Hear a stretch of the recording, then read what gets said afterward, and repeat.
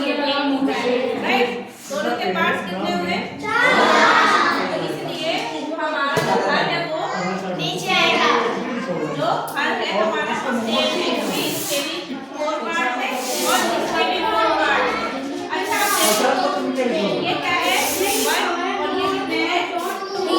तो तीनों को जब मिलाएंगे तो क्या हो जाएगा? 3 हो जाएगा ना। देख सकते हैं इसे?